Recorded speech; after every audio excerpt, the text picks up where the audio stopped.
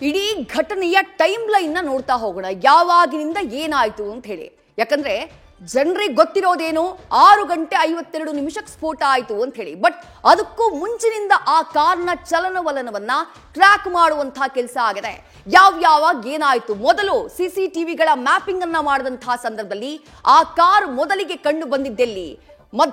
ನಿನ್ನೆ ಮಧ್ಯಾಹ್ನ ಸಮಯ 3:19 ದೆಹಲಿಯ ಚಾಂದಿನಿ ಚೌಕ್ ಬಳಿಯ ಸುನೇರಿ ಮಸೀದಿಯ ಬಳಿ ನಿಂತಿತ್ತು ಹರಿಯಾಣ ನೋಂದಣಿಯ ಈ i20 ಕಾರ್. ಚಾಂದಿನಿ ಚೌಕ್ ಅಂದ್ರೆ ಆ ಸ್ಫೋಟ ನಡೆದಂತಹ ಜಾಗ ಏನಿದೆ ಅಲ್ಲೇ ಸಮೀಪದಲ್ಲಿರುವಂತಹ ಪ್ರದೇಶ, ಸುಭಾಷ್ ಮಾರ್ಗ್ನ ಸಮೀಪದಲ್ಲಿರುವಂತಹ ಪ್ರದೇಶ ಚಾಂದಿನಿ ಚೌಕ್, ಕೆಂಪುಕೋಟೆಯ ಮುಂಭಾಗದ ಏರಿಯಾ.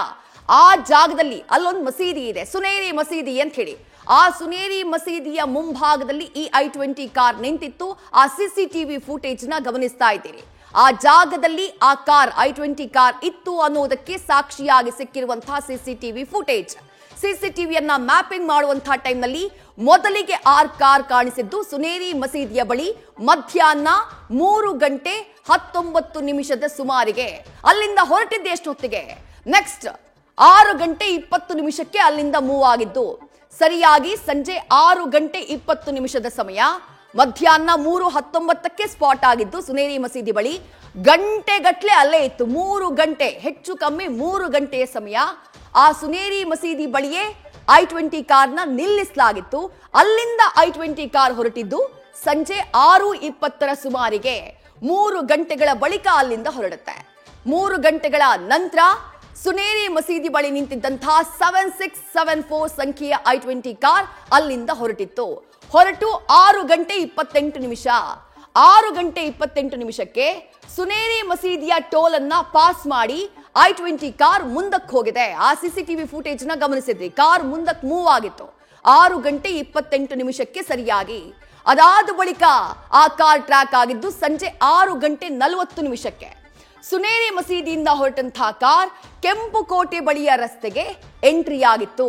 ಸುಭಾಷ್ ಮಾರ್ಗ್ ರಸ್ತೆ ಏನಿದೆ ಆ ರಸ್ತೆಗೆ 6:40 ಎಂಟ್ರಿ ಆಗಿತ್ತು. ಬಹಳ ಸ್ಲೋ ಮೂವಿಂಗ್ ನಲ್ಲಿತ್ತು ಕಾರ್. 6:50 ಕೆಂಪುಕೋಟೆ ಬಳಿಯ ರಸ್ತೆಯಿಂದ ಸುಭಾಷ್ ಮಾರ್ಗ್ ಆ ಟ್ರಾಫಿಕ್ ಸಿಗ್ನಲ್ ಏನಿದೆ ಆ ಭಾಗಕ್ಕೆ ಈ i20 ಕಾರ್ ಎಂಟ್ರಿ ಆಗುತ್ತೆ. ಅದಾದ ನಂತರ ಸಂಜೆ 6:52 ಕೆಂಪುಕೋಟೆಯ ಮೆಟ್ರೋ ಸ್ಟೇಷನ್ ನ ಗೇಟ್ ನಂಬರ್ 1 ಬಳಿ ರೆಡ್ ಸಿಗ್ನಲ್ ಬಿದ್ದಂತಹ ಟೈಮ್ನಲ್ಲಿ ನಿಧಾನವಾಗಿ ಚಲಿಸ್ತಾ ಇದ್ದಂತಹ ಕಾರ್ ಏಕಾಏಕಿ ಬ್ಲಾಸ್ಟ್ ಆಗಿತ್ತು. 6:52 ಸರಿಯಾಗಿ ಆಗಿರುವಂತಹ ಬ್ಲಾಸ್ಟ್. ಅದಾದ ಬಳಿಕ ಅದೇ ಟೈಮ್ನಲ್ಲಿ 6:52 ಬ್ಲಾಸ್ಟ್ ಆಗ್ತಾ ಇದ್ದ ಹಾಗೆ ಅಕ್ಕಪಕ್ಕದ ವಾಹನಗಳಿಗೂ ಕೂಡ ಹಾನಿಯಾಗಿದೆ. 8 ಜನ ಸಾವನ್ನಪ್ಪಿದ್ದಾರೆ, 20ಕ್ಕೂ ಹೆಚ್ಚು ಜನರಿಗೆ ಗಾಯಗಳಾಗಿದ್ದಾವೆ. ಅವರನ್ನ LNJP ಹಾಸ್ಪಿಟಲ್ಗೆ ದಾಖಲು ಮಾಡಲಾಗುತ್ತೆ. ಯಾವಾಗ ಸಮಯ ಸಂಜೆ 7 ಗಂಟೆ. ಮಾಹಿತಿ ಗೊತ್ತಾಗ್ತಾ ಇದ್ದ ಹಾಗೆ ಕೇವಲ 7 ನಿಮಿಷಗಳಲ್ಲಿ ಸ್ಥಳಕ್ಕೆ ಅಗ್ನಿಶಾಮಕ ವಾಹನಗಳು ದೌಡಾಯಿಸ್ತವೆ. ಸುಮಾರು 7 ಅಗ್ನಿಶಾಮಕ ವಾಹನಗಳು ದೌಡಾಯಿಸ್ತವೆ. 7:02 ದೆಹಲಿ ಕ್ರೈಮ್ ಬ್ರಾಂಚ್ ಹಾಗೆ ದೆಹಲಿ ಸ್ಪೆಷಲ್ ಬ್ರಾಂಚ್ ಅಧಿಕಾರಿಗಳು ಘಟನಾ ಸ್ಥಳಕ್ಕೆ ದೌಡಾಯಿಸ್ತಾರೆ ಪರಿಶೀಲನೆಯನ್ನ ಮಾಡೋದಕ್ಕೆ.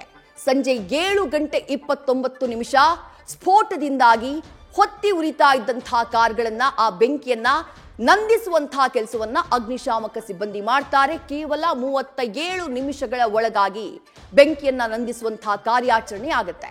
ರಾತ್ರಿ 9 ಗಂಟೆಯ ಸಮಯ. ಭಾರೀ ಸ್ಫೋಟ ಸಂಭವಿಸಿದಂತಹ ಘಟನಾ ಸ್ಥಳ ಏನಿದೆ ಅಲ್ಲಿಗೆ ಕೇಂದ್ರ ಗೃಹ ಸಚಿವ 9:09 ಒಳಗಾಗಿ ಕೇಂದ್ರ ಗೃಹ ಸಚಿವ ಅಮಿತ್ ಶಾ ಭೇಟಿಯನ್ನ ಕೊಡ್ತಾರೆ.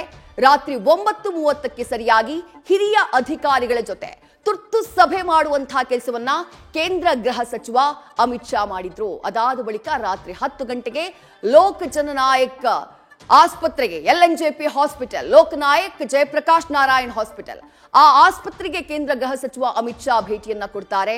ಗಾಯಾಳುಗಳ ಆರೋಗ್ಯವನ್ನ ವಿಚಾರಣೆ ಮಾಡ್ತಾರೆ. ತಡರಾತ್ರಿ ದೆಹಲಿ ಪೊಲೀಸರು ಬ್ಲಾಸ್ಟ್ ಪ್ರಕರಣಕ್ಕೆ ಸಂಬಂಧಪಟ್ಟ ಹಾಗೆ UAPA ಕಾಯ್ದೆ ಅಡಿಯಲ್ಲಿ ಕೇಸನ್ನ ದಾಖಲು ಮಾಡಿಕೊಳ್ತಾರೆ. ಅಲ್ಲಿಗೆ ಆರಂಭದ ಸಮಯ ಏನು? 3:19 ಬ್ಲಾಸ್ಟ್ ಆದಂತಹ ಸಮಯ 6:52. ಆ ಕಾರ್ ಬ್ಲಾಸ್ಟ್ ಆದಂತಹ ಕಾರ್ ಆ ಬ್ಲಾಸ್ಟ್ ಆದಂತಹ ಜಾಗದ ಪಕ್ಕದಲ್ಲೇ ಸುಮಾರು 3-4 ಗಂಟೆಗಳ ಕಾಲ ಇತ್ತು ಅನ್ನೋದಕ್ಕೆ ಸಿಸಿಟಿವಿ ಫುಟೇಜ್ ಸಾಕ್ಷಿಯನ್ನ ನೀಡ್ತಾ ಇದೆ.